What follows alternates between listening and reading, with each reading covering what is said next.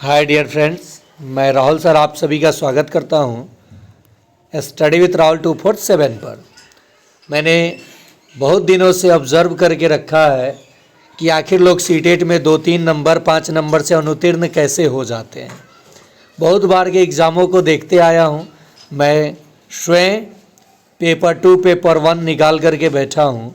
बड़े बड़े चैनलों पे कैसे बड़ी बड़ी बातें नहीं बताई जाती है।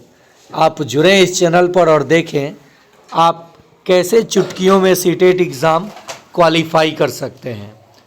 आज के क्लास में हम लोग पेपर 2 के लिए जो भाषा 1 या 2 हिंदी चुनते हैं, उनका मैं हिंदी का प्रश्न पत्र जो 2024 का है उसका उत्तर संपूर्ण विश्लेषण के साथ टैग वर्ड के साथ CDP के साथ करने वाला हूं। और आप पेपर 1 के हो या 2 के, जब भी हिंदी का क्लास हो आप दोनों लोग देखिए और 30 में 30 कैसे आप करेंगे ये आप सोचिए। देखिए, मेरे पढ़ाने से और मेरे तरीके से सोचने से कुछ भी नहीं होगा, आपको कैसे समझना है ये ज़रूरी है। सबसे पहले गद्यांश और पद्यांश से लगभग 15 प्रश्न होता है, तो उससे प्रश्न व्याकरण का भी होता है। जैसे भाषा 1 हिंदी है पेपर 2 के लिए, भाग 4 चाहे आप सामाजिक विज्ञान के हो या गणित विज्ञान के हो, आपके लिए हिंदी कंपलसरी है। जो भाषा आप चुनते हैं, कंपलसरी का मतलब जब आप चॉइस करते हैं, नहीं तो आप बांग्ला और उर्दू ले लेते हैं तो हिंदी नहीं रहेगा। ये आपके ऊपर निर्भर है। देखिए, हम लोग गद्यांश को नहीं पढ़ेंगे, सबसे पहले प्रश्न को ही देखेंगे। आंतरिक स्वच्छता से संबंधित नहीं है, तो देखिए यहाँ आंतरिक है। बाह्य स्वच्छता का मूलाधार है क्या क्या? शिक्षा, पर्यावरण, अच्छी सामाजिक और आर्थिक स्थिति का समावेश होता है। बाह्य स्वच्छता का मूलाधार आंतरिक स्वच्छता है, यानी आंतरिक स्वच्छता से इसमें संबंधित कौन नहीं है, तो शिक्षा आपका सही जवाब हो जाएगा। बुनियादी आवश्यकता है, तो बुनियादी आवश्यकता क्या होती है? देखिए यहाँ पे देख सकते हैं आप लोग। अब इसमें आप बुनियादी आवश्यकता है क्या?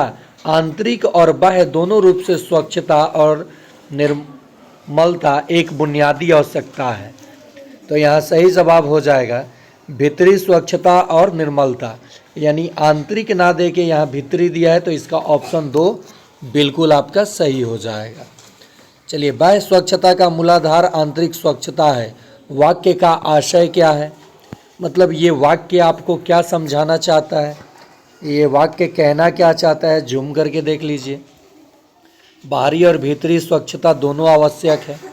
भीतरी स्वच्छता पर बाहरी स्वच्छता आधारित है, बाहरी स्वच्छता पर भीतरी नहीं, तो भीतरी स्वच्छता पर बाहरी स्वच्छता आधारित है। इसका भी आंसर 2 ही हो जाएगा। विधान में इक प्रत्यय लगाने पर शब्द बनेगा, तो देखिए यहाँ पे इक प्रत्यय यानी ये हर्षिकार लगेगा, ठीक है। इक तो हर्षिकार लगेगा, तो ये वैधानिक हो जाएगा। क्या हो जाएगा? वैधानिक। दीर्घ ई और क रहता ना, तो ये 4 होता, लेकिन यहाँ देखिए, गौर कीजिए, चिन्ह पे ध्यान दीजिए, तो ये वैधानिक हो जाएगा। क्या हो जाएगा? वैधानिक। ऑप्शन 3 हो जाएगा। ये छोटी छोटी गलती आपको मिस्टेक नहीं करनी है एग्ज़ाम में। आपको उपसर्ग प्रत्यय के ये चिन्हों पे ध्यान देना है, स्वर वर्ण के पे आधारित प्रश्नों पे ध्यान देना है।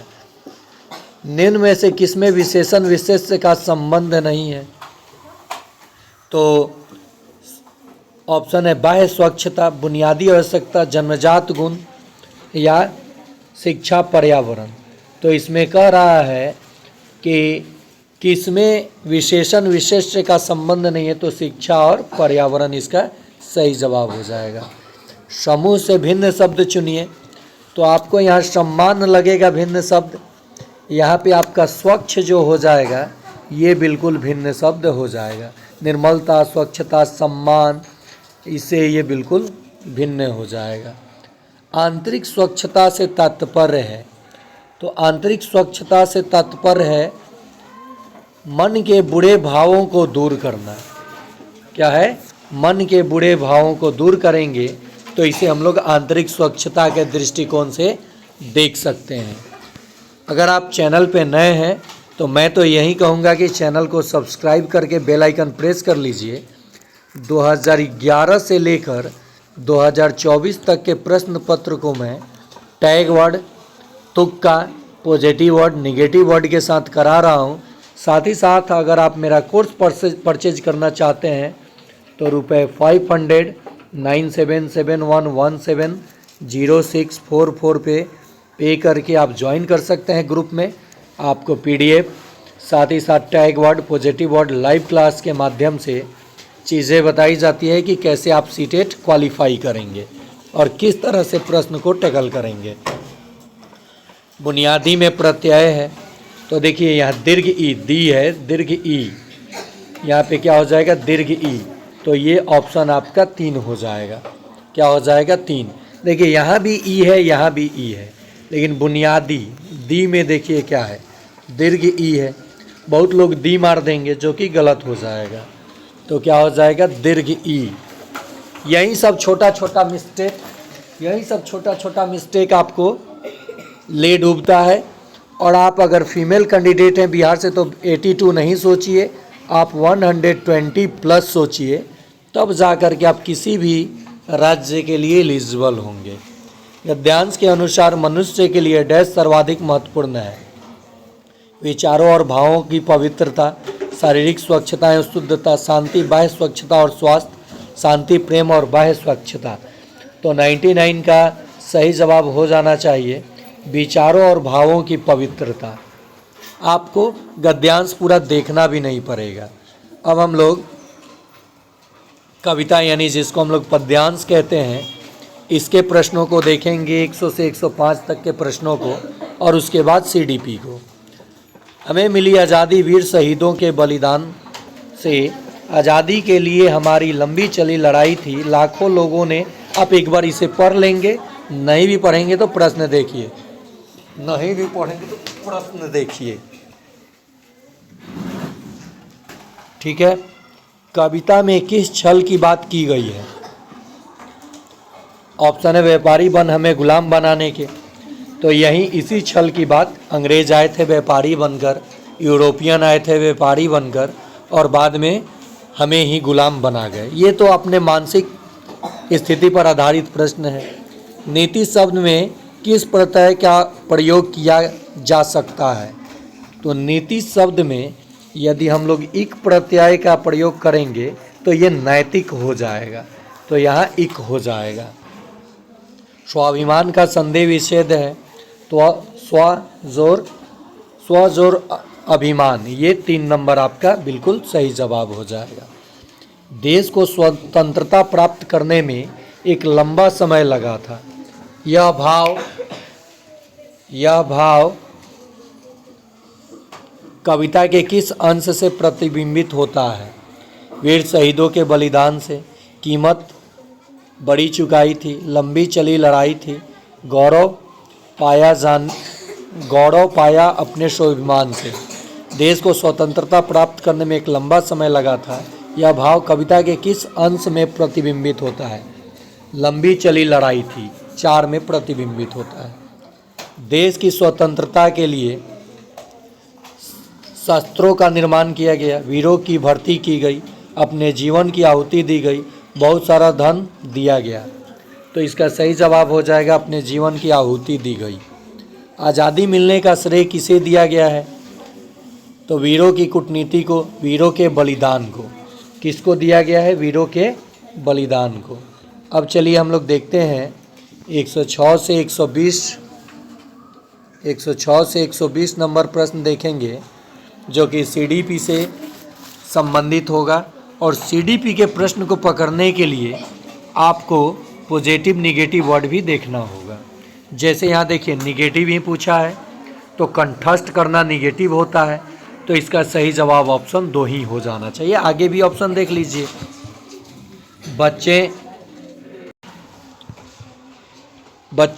बच्चों द्वारा शिशु गीत अलापना किसके तरीके हैं?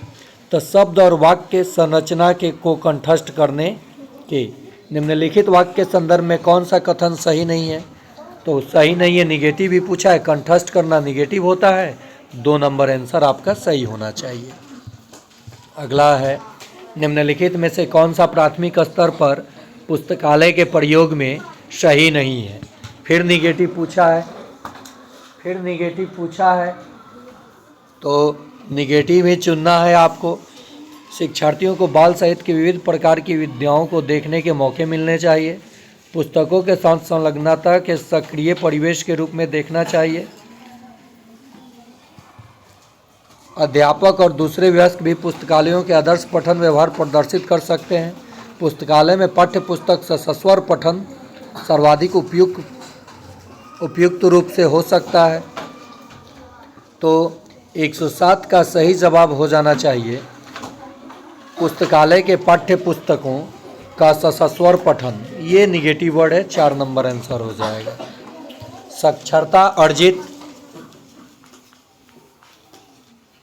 साक्षरता अर्जित करने के लिए किसमें निपुणता होनी चाहिए? 108 का, तो किसमें निपुणता होनी चाहिए? ऑप्शन है ध्वन्यात्मक जागरूकता और प्रवाह, सटीक दृश्य शब्दावली और प्रतिमाओं की पहचान, डिकोडिंग और भाषा अवबोधन, सटीकता और ध्वन्यात्मक बोध। तो 108 का सही जवाब हो जाना चाहिए, इसका सही जवाब होना चाहिए। देखिए इसमें थोड़ा सा कंफ्यूजन है 108 नंबर प्रश्न में, ठीक है। तो यहाँ पे संप्रेषणात्मक है, कहीं पे नहीं है। इसका मैं जाऊंगा 2 के साथ लिखें, लेकिन आप लोग इसे स्टार मार्क कर लीजिएगा इस प्रश्न को। निम्नलिखित में से कौन सा व्याकरण शिक्षण को प्रभावशाली तरीके से पढ़ाने के बारे में सही नहीं है? देखिए निगेटिव ही पूछा है और निगेटिव ही आपको बताना है, तो कंठस्थ करना है, ये 4 नंबर इसका सही हो जाएगा। निम्नलिखित में से कौन सा साक्षरता शिक्षण उपागम अक्षरों और ध्वनियों के बीच संबंध पर बल देता है? समग्र भाषा पद्धति, स्थिति परक उपागम, ध्वनि विज्ञान निर्देश, व्याकरण अनुवाद। तो ये ध्वनि विज्ञान निर्देश संबंध पर बल देता है। कक्षा 3 की अध्यापिका ने अपने शिक्षार्थियों से कहा कि वे अपने सहपाठियों से शकना शब्द के प्रयोग की योग्यता से संबंधित 5 प्रश्न पूछें, जैसा कि क्या तुम तैर सकते हो? गतिविधि का यह प्रकार किस लिए है? मौखिक प्रवाह अभ्यास, नियंत्रित मौखिक अभ्यास, निष्क्रिय श्रवण, तो ये तो निगेटिव हो गया। स्वच्छंद बोलना, तो ये नियंत्रित मौखिक अभ्यास हो जाएगा। इसका 2 नंबर ऑप्शन बिल्कुल सही हो जाएगा, ठीक है। 112 नंबर प्रश्न, कक्षा 3 की अध्यापिका अपनी कक्षा में पठन कोना सृजित करना चाहती है। बच्चों के लिए पुस्तकों का चयन करते समय निम्नलिखित में से किस प्रश्न को सबसे अधिक महत्वपूर्ण मानना चाहिए? तो क्या पुस्तकें तीसरी कक्षा के पठन पाठ्यचर्या के लक्ष्य को संबोधित करने में मदद करेगी? क्या पुस्तकें कक्षा के अधिकांश विद्यार्थियों के स्वतंत्र पठन स्तर के अनुसार लिखी गई है? ये बिल्कुल सही होना चाहिए। कौन सा उपागम विधि शिक्षार्थी की जीवन की वास्तविक परिस्थितियों में भाषा प्रयोग के मुख्य लक्ष्य से संबंधित है? तो संप्रेषणात्मक उपागम, 2 नंबर इसका सही जवाब हो जाएगा।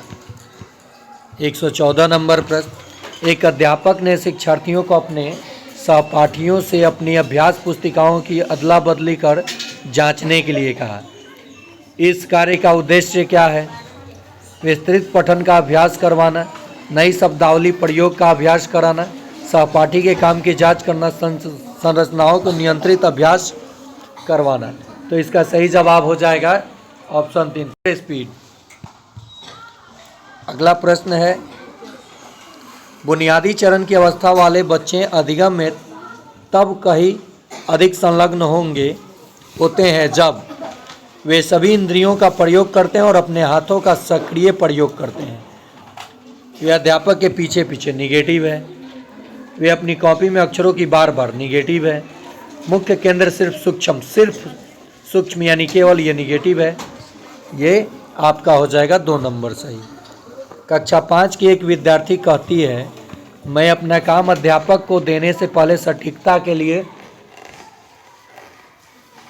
अंतिम रूप से जांचती हूँ। यह विद्यार्थी लेखन के किस चरण पर है? प्रूफ रीडिंग पर है। ये किस पर है? प्रूफ रीडिंग पर। कौन सा उपागम विधि बच्चों को भाषा की कक्षा में अपनी सहजात भाषा यानी मातृभाषा का प्रयोग करने के लिए प्रोत्साहित नहीं करता है? श्रव्य भाषिक विधि, प्रत्यक्ष विधि, प्राकृतिक उपागम ये तो करता है, संप्रेषणात्मक भी करता है। श्रव्य भाषिक विधि और प्रत्यक्ष विधि, ये प्रत्यक्ष विधि करता है। इसका सही जवाब हो जाएगा आपका श्रव्य भाषिक विधि। क्या हो जाएगा? श्रव्य भाषक विधि हो जाएगा।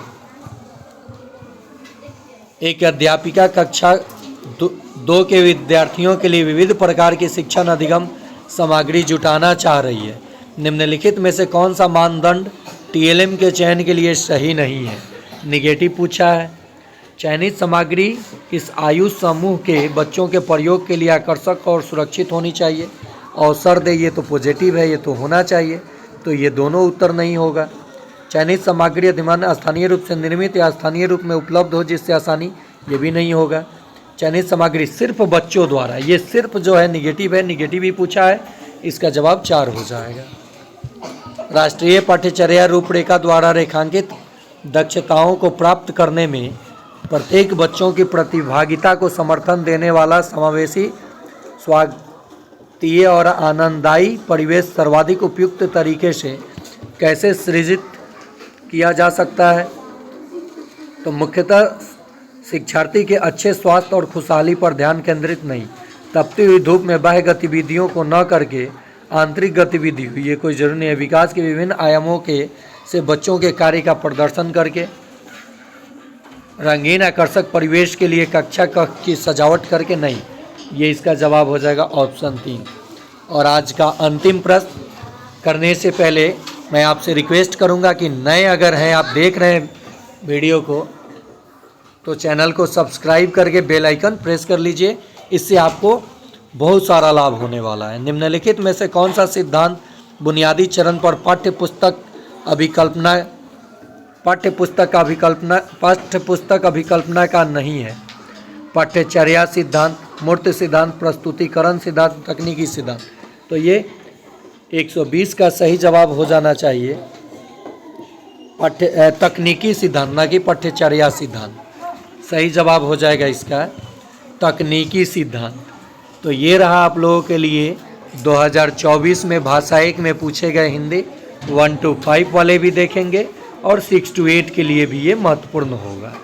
तो चलिए, अगर आप चाहते हैं पे कोर्स में जुड़ना या इस चैनल पे जुड़ना, तो चैनल को सब्सक्राइब अवश्य कर लें। धन्यवाद।